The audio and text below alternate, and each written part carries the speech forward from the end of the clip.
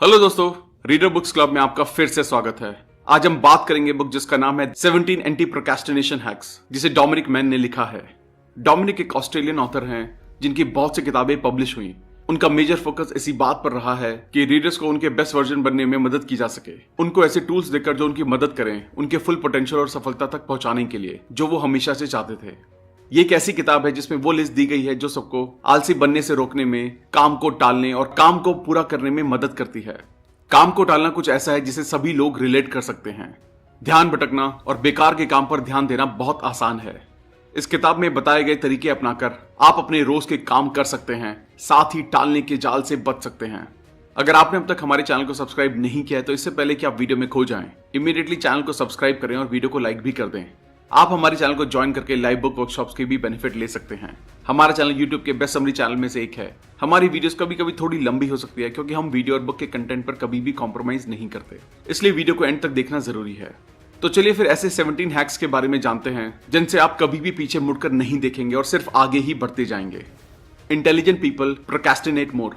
आपको ये समझना होगा कि आप जितने समझदार होते हैं उतना ही आप खुद को टालता हुआ पाएंगे।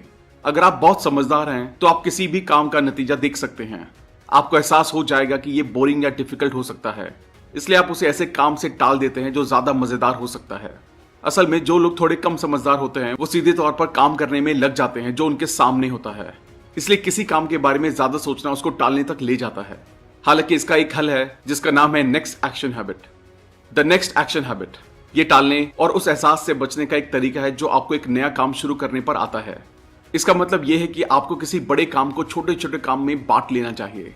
आपका काम बड़ा हो सकता है जिसमें घंटों लग सकते हैं, पर अगर आप सिर्फ पहले स्टेप पर ध्यान दें तो आप उस काम को ज्यादा तेजी से खत्म कर सकते हैं। आप आगे बढ़ने के लिए सिर्फ अगले कदम पर ध्यान दें और उसे करें। मोमेंटम इज की। प्रोडक्टिव लोग प्रोडक्टिव रहने की कोशिश करते हैं। ये लोग एक रफ्तार सी बना लेते हैं। वो एक काम शुरू करते हैं, फिर दूसरा करते हैं और करते जाते हैं। एक काम को पूरा करना और गर्व का एहसास आसानी से दूसरे काम को पूरा करने तक ले जाएगा। एक बार आपने शुरू कर दिया तो आपको कंटिन्यू करना आसान होगा। Make a tasty to do list.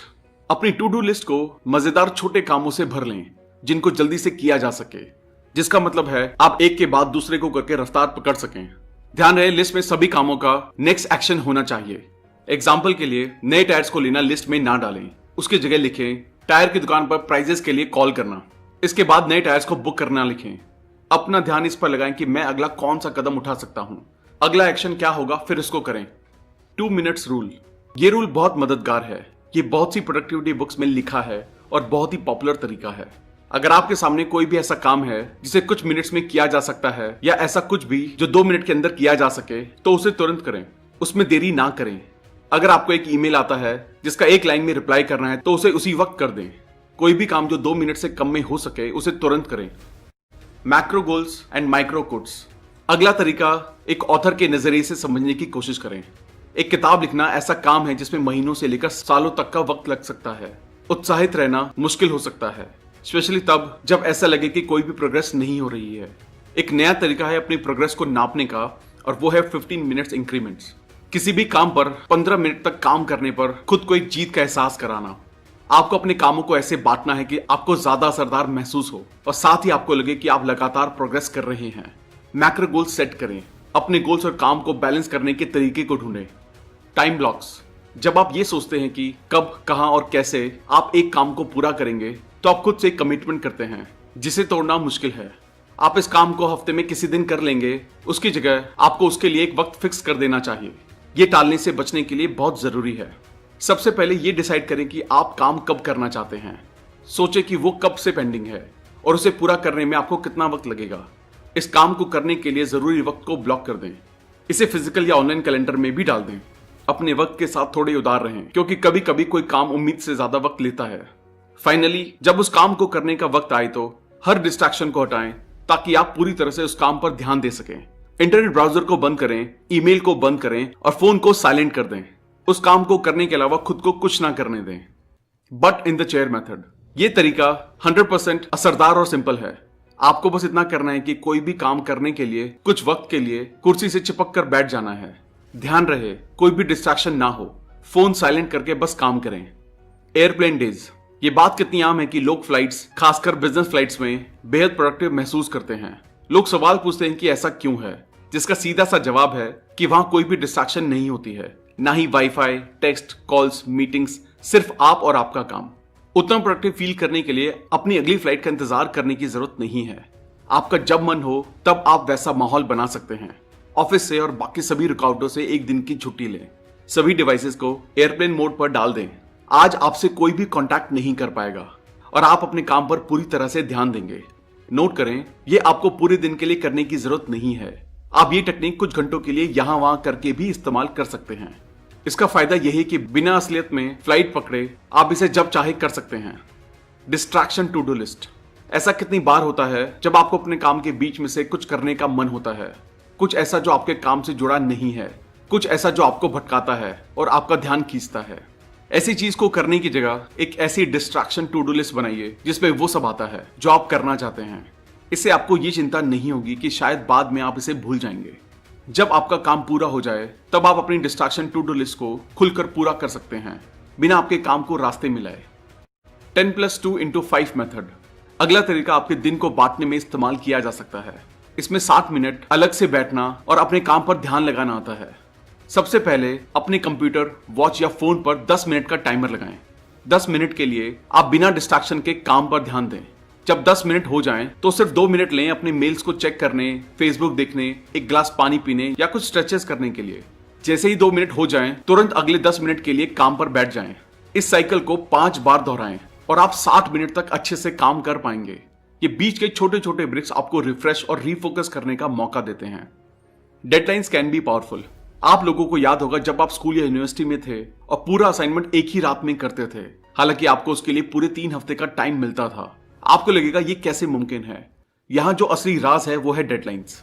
या तो आपके हाथ में असाइनमेंट होगा या फिर आप फेल होंगे, और कोई भी स्टूडेंट फेल नहीं होना चाहता, तो वो नामुमकिन को भी मुमकिन कर देते हैं और 3 हफ्तों का काम एक ही रात में पूरा कर देते हैं।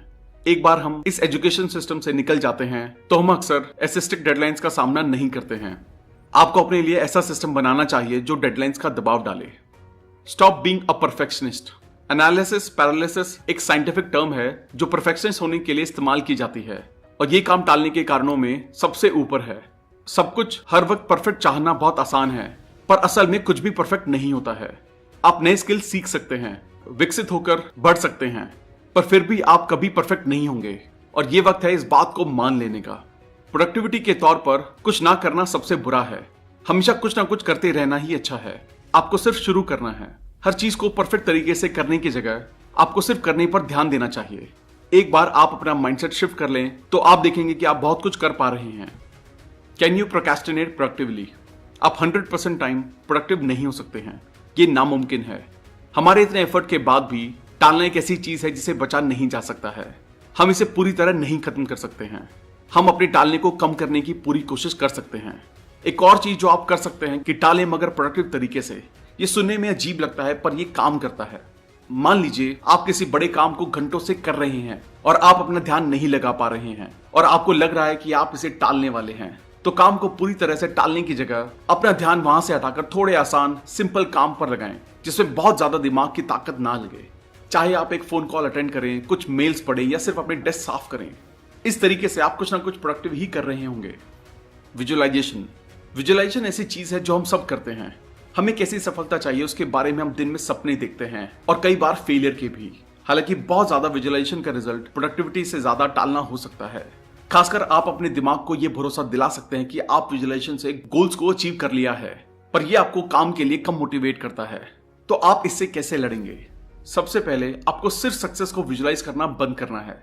मतलब सिर्फ आखिरी गोल को विजुअलाइज नहीं करें, बल्कि अपना ध्यान उन स्टेप्स को भी विजुअलाइज करने पर लगाएं जो आपको रिजल्ट्स तक पहुंचाएंगे। Can't versus don't. हमें अपनी खुद की इमेज और खुद को देखने के तरीके पर बहुत काम करने की जरूरत है। कितनी दफा आप खुद को ये कहते पाते हैं कि आप ये नहीं कर सकते हैं, या आप इसे इस वक्त पर नहीं कर पाएंगे, या आप कोई भी काम इसलिए पूरा नहीं कर सकते हैं क्योंकि वो बहुत मुश्किल है। इस तरह का दिमाग बहुत नुकसानदेह है और सिर्फ टालने को बढ़ावा देता है। मैं नहीं कर सकता बहुत नुकसानदेह है, नहीं करता आपको दमदार बनाता है। एक सेंटेंस को सोचें, मैं शराब नहीं पी सकता हूं के मुकाबले मैं शराब नहीं पीता हूं। नहीं करता हूं दिखाता है कि आप किसी काम को ना करने का सोचा समझा फैसला लेते हैं। नहीं कर सकता हूं दिखाता है कि आप वो काम करने के लायक नहीं है, जैसा कि अक्सर नहीं होता है। खुद को या दूसरों को ये बोलना कि आप नहीं कर सकते हैं, ये दिखाता है कि आप वो काम करना चाहते हैं पर आप मना कर रहे हैं। आउटसोर्सिंग ये टालने का एक अजीब सॉल्यूशन है। सच ये है कि ये असल में सॉल्यूशन है ही नहीं। ये अपना काम का बोझ दूसरों पर डालना है ताकि आप दूसरे काम कर सकें। तो ये बहुत अच्छा सॉल्यूशन नहीं है, पर कम से कम काम तो हो रहा है। आउटसोर्सिंग रोज के कामों के लिए सही है जो दोहराए जाते हैं और सिंपल हैं। हो सकता है आप इन कामों में थक चुके होंगे और इनको ना करना चाहें, तो इन्हें किसी और को सौंपना काम करने का एक असरदार तरीका हो सकता है। तो दोस्तों, नेक्स्ट एक्शन हैबिट्स को याद रखें। किसी भी प्रोजेक्ट को एक साथ ना देखें, सिर्फ अगले छोटे स्टेप पर ध्यान दें। रफ्तार जरूरी है। एक बार आप अपना काम शुरू कर दें तो कंटिन्यू करना आसान है, तो बस शुरू करें। एक यूजफुल टू डू लिस्ट बनाएं जिसमें आप सिर्फ नेक्स्ट एक्शंस लिखें। इससे आप जल्दी आगे बढ़ पाएंगे। 2 मिनट रूल को अपनाएं। अगर किसी काम में 2 मिनट से कम वक्त लगे तो उसे तुरंत करें। टाइम ब्लॉकिंग का इस्तेमाल करें और अपने डेस्क पर बैठकर काम करने के लिए वक्त निकालें। अपने डिवाइसेस को एयरप्लेन मोड पर डालें या उनको स्विच ऑफ करें ताकि आपको पूरे ध्यान से काम करने का वक्त मिले। 10+2x5 मेथड बहुत ही अच्छा तरीका है अपने दिन को बांटने का। 10 मिनट की मेहनत करें, 2 मिनट का ब्रेक लें और फिर से काम शुरू कर दें। डेडलाइंस को एक मोटिवेटर की तरह इस्तेमाल करें, चाहे कोई और उन्हें आपके लिए सेट करे या आप खुद ही। दोहराने वाले और बोरिंग कामों के लिए आउटसोर्सिंग पर विचार करें। थैंक यू दोस्तों। आई होप ये वीडियो आपको पसंद आई होगी। आई होप आप इन 17 हैक्स को अपनी लाइफ में इंप्लीमेंट